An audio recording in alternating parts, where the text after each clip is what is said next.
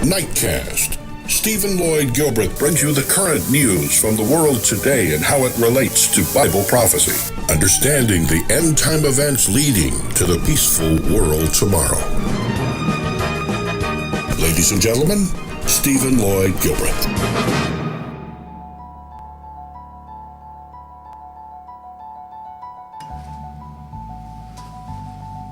All right, friends, we are here.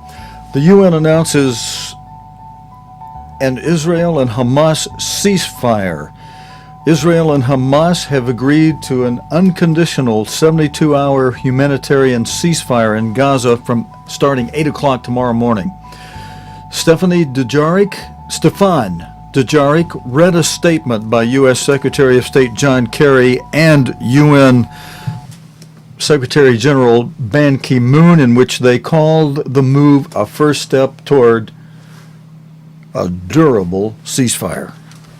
Secretary General Ban Ki-moon and United States Secretary of State John Kerry announced that the United Nations representative in Jerusalem, Special Coordinator Robert Seri, has received assurances that all parties have agreed to an unconditional humanitarian ceasefire in Gaza. This humanitarian ceasefire will commence at 8 a.m. local time on Friday, August 1st, 2014. It will last for a period of 72 hours unless extended. During this time, the forces on the ground will remain in place. We urge all parties to act with restraint until this humanitarian ceasefire begins and to fully abide by their commitments during the ceasefire. This ceasefire is critical to giving innocent civilians a much-needed reprieve from violence.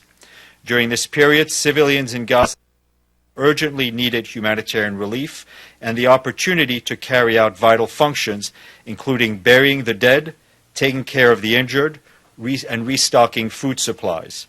Overdue repairs on essential water and energy infrastructure could also continue during this period. Israeli and Palestinian delegations will immediately be going to Cairo for negotiations with the government of Egypt at the invitation of Egypt, aimed at reaching a durable ceasefire. The parties will be able to raise all issues of concern in these negotiations. We thank key regional stakeholders for their vital support of this process and count on a continued collaborative international effort to assist Egypt and the parties reach a durable ceasefire as soon as possible. Israel will not stop its operation in Gaza until the tunnels constructed by Hamas have been destroyed, according to Prime Minister Benjamin Netanyahu.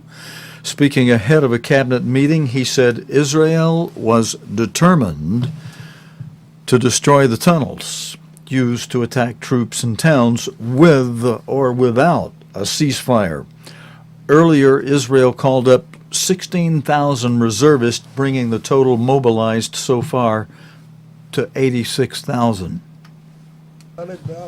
Until now, we have destroyed dozens of terror tunnels, and we are determined to finish this mission, with or without a ceasefire. So I will not accept any truce proposal that does not allow the IDF army to complete this work for the security of Israel's citizens.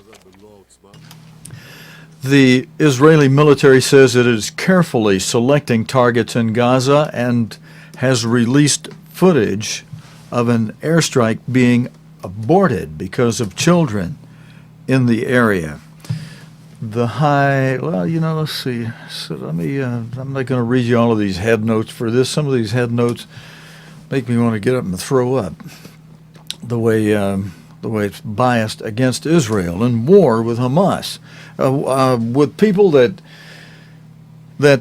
use civilians as human shields, and even some civilians who are willing to blow themselves up in a suicide attack. You know, they should not be labeled or called civilians. Those people are militants. This is footage Israel is keen to share. An airstrike in Gaza being aborted because children are spotted. But the UN says most of those killed by Israel are innocent civilians. From the outside, it just looks like a regular transport plane. Today we met one of the Air Force pilots who flies over Gaza every day, identifying targets. We cannot show his face. The aircraft used for these missions have cameras mounted underneath and fly at up to 35,000 feet. Gaza is a very densely populated area. Captain Omri shows us in a simulator his bird's eye view of the terrain. This is a crowded area. People have nowhere to go. In many cases they have no transport, they have no means of escape. And you're attacking hospitals where the wounded are being treated. Well, at the moment we're doing everything possible to ensure the security and safety of both our civilians and as much as possible the Palestinian civilians. We have offered medical aid and we have offered a field hospital. But wouldn't it be better? Okay, friends, we're going to come on out of that. I want to go to Mark Regev. Israel says it will investigate the shelling of that school housing displaced civilians in Gaza and apologizes if Israeli fire was responsible for that.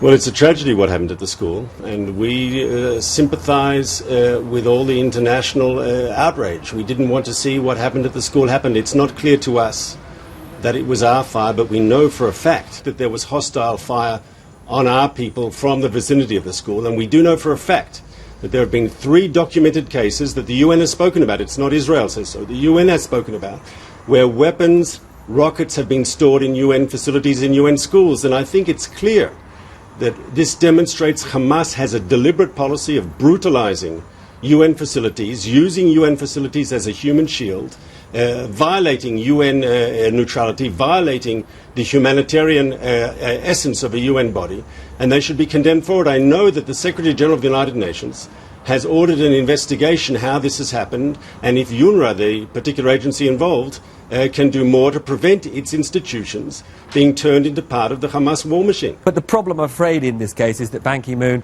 has said that all the evidence does point to you having bombed the school. That's what he said to them. Well, we will investigate that, and if we find that it was errant fire from Israel, I'm sure we will apologise if that is in fact the case. We had when it's shown that we've mistakenly killed civilians, we've apologised. When there was that terrible story of the 4 boys on the beach, President Perez himself got up and said, we apologise as a country. We don't want to hurt innocent Gaza civilians. That's not our desire. We have a policy. We don't target civilians. Friends, we're going to end right there tonight for Thursday night. We're off until Sunday night.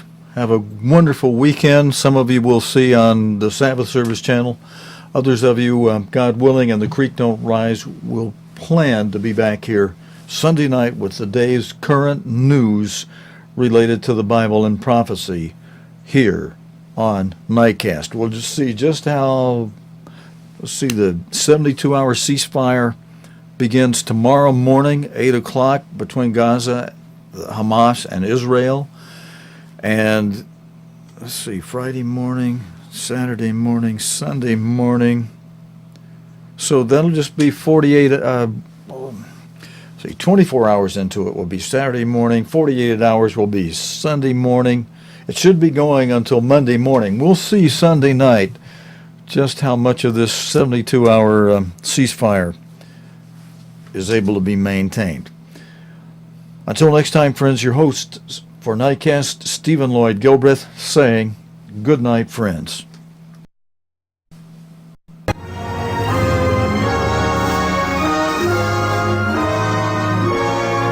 You have been watching Nightcast with Stephen Lloyd Gilbreth. Nightcast can be seen Sunday through Thursday nights here on cogtv.org. Tonight's program is also available anytime on demand in the cogtv.org video archive.